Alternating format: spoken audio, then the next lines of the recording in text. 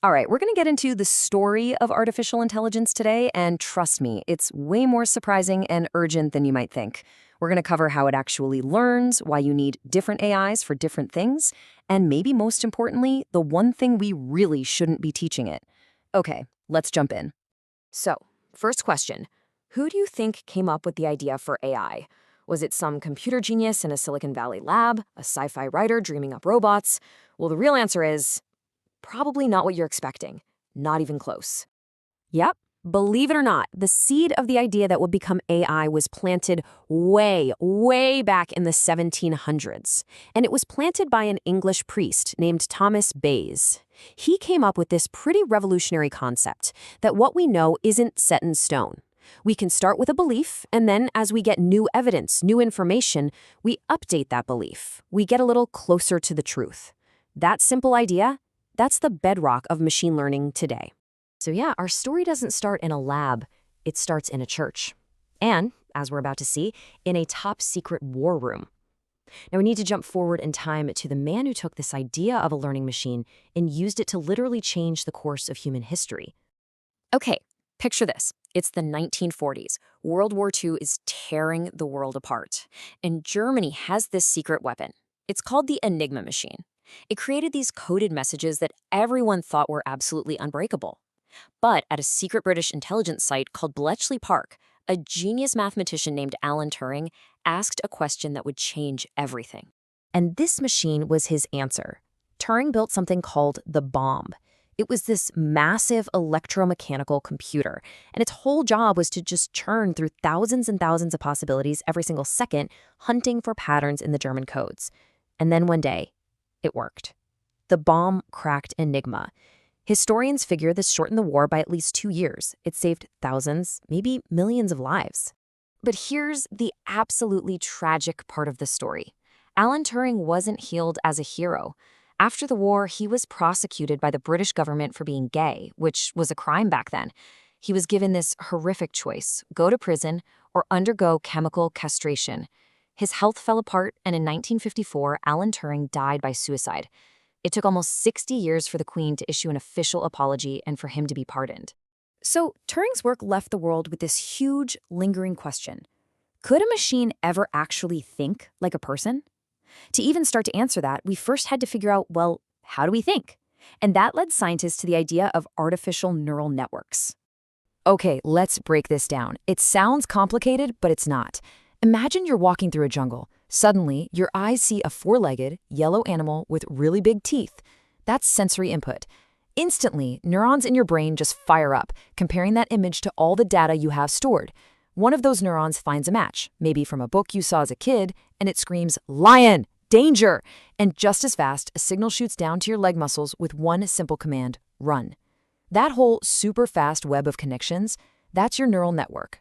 So how do you teach an artificial network? Well, there's a brilliant example from the movie PK. Think of the alien PK as the computer. He does something, an input, like offering a coconut at a church. He gets yelled at, that's negative feedback, so his model updates. Okay, wrong input. Churches must want wine. So he tries that at a mosque. Gets yelled at again. More feedback, more learning. This is literally how AI learns. Just constant trial and error, thousands and millions of times, until it starts to figure out the patterns. So, once scientists figured out these fundamental ideas that you could build an artificial neural network and teach it through trial and error, well, the floodgates opened. The pace of innovation just went vertical. At first, the progress was kind of slow.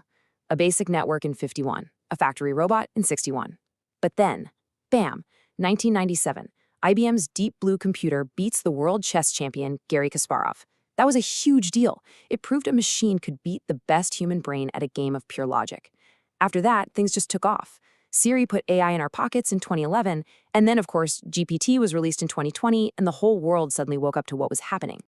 Okay, but this brings up a really important question. If AI is getting so smart, why do we have one AI like Midjourney that makes images and a totally different one like ChatGPT that writes text? Why can't one AI just, do everything? And this right here is the absolute key difference. What we have right now is what's called narrow AI. It's incredibly good at the specific thing it was trained to do. It has logic. but it has zero common sense. The real goal, the holy grail, is something called artificial general intelligence, or AGI. An AGI wouldn't just follow patterns, it would understand context. It could learn any new skill you throw at it, on its own. It could combine cold, hard logic with human-like imagination.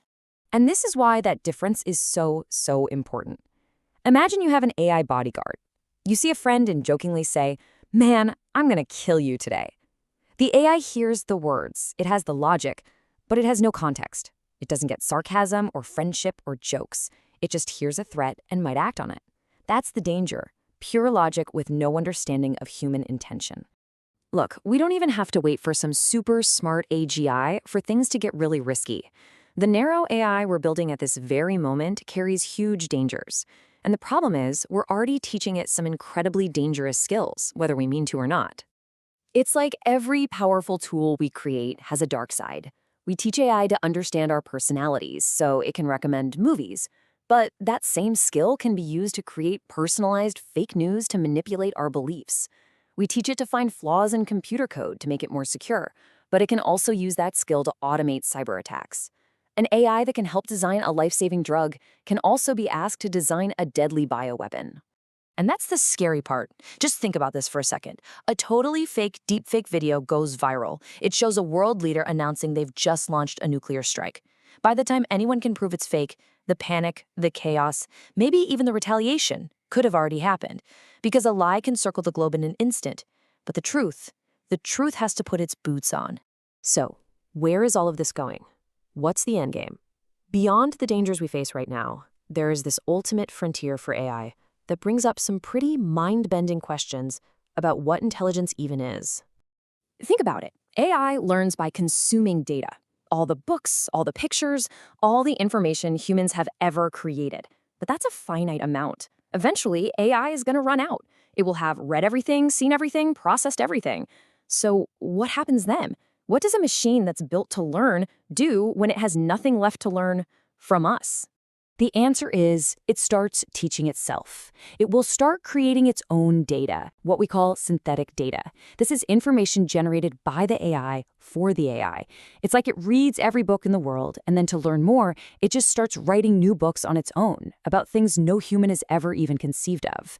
And at that point, we might not be able to understand where it's going. And don't think for a second this is just some distant sci-fi idea. The race to get to that point is happening right now. Why do you think AI leaders like Sam Altman are so hyper-focused on India? It's simple. With 1.4 billion people, dozens of languages, thousands of dialects, India is the largest, most complex, most diverse human data set on planet Earth. It's the perfect training ground to push AI to its absolute limits, right up to the edge where it has to start teaching itself. Which really brings us to the final, chilling question. Right now, we are in control. We are the creators. We can live without AI. But what happens when we create an intelligence that is so powerful, so self-sufficient from learning on its own data, that it looks at us and decides it can live without us? So we started with a simple idea from a priest in the 1700s. We went through a world war with a brilliant code breaker. We've looked at how a machine learns, what it's missing, and the incredible dangers it represents. And it leaves us right here with this one last question. A machine that does math, we call a calculator. But a machine that actually starts to think, what on earth do we call that? Thanks for watching.